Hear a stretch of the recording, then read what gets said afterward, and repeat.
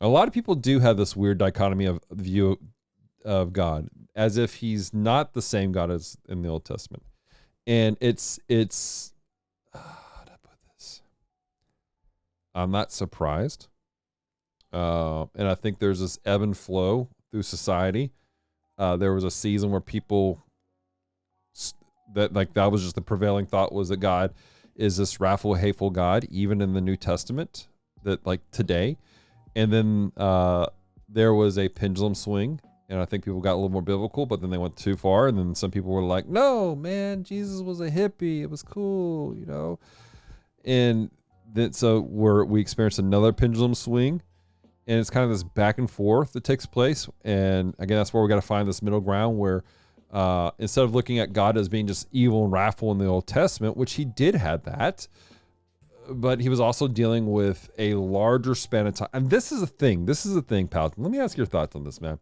I think that part of the reason why people have this view is because they focus so much on the number of times God had to cast judgment on his people because they were disobedient time after time. And it seems excessive, but then you have to keep in mind the thousands of years that took place in. Whereas the New Testament is only, realistically, if you cut out the birth of Jesus, 60 years of history. And you're following Jesus, saying, hey, look, this is how things are going to be. And so I think that's part of the reason why it's that way. There is a biblical Jesus. And that biblical Jesus is king. And he's a loving king. He's a gracious king. He's a king who wants to see you bettered and grow and be made whole and healed from all your pains and wounds. Yes, but he is a just king. He will judge sin. He will do things. And we have to keep that in mind. I was explaining it to a friend of mine once, and I said, look, growing up as a child, you had a father that you loved. And when your father got mad because you did something wrong, you were scared. They were like, oh gosh, dad's mad at me, right? But then there was moments where your father, because he was a good dad, he came in, he's like, all right, this was wrong. He punished him appropriately, corrected him, disciplined him. I want to say it was discipline. Let's use that word. But it was done in a way that he let him know, I still love you. Like, there's still discipline. There's still growth that needs to take place. But he never thought that his dad hated him.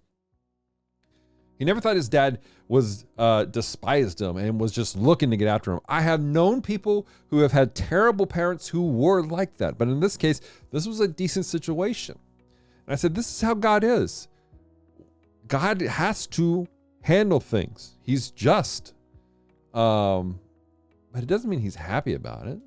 He's like sitting up and going, can't wait to smoke some people today. Like, that's not God. He's not happy that he has to do that.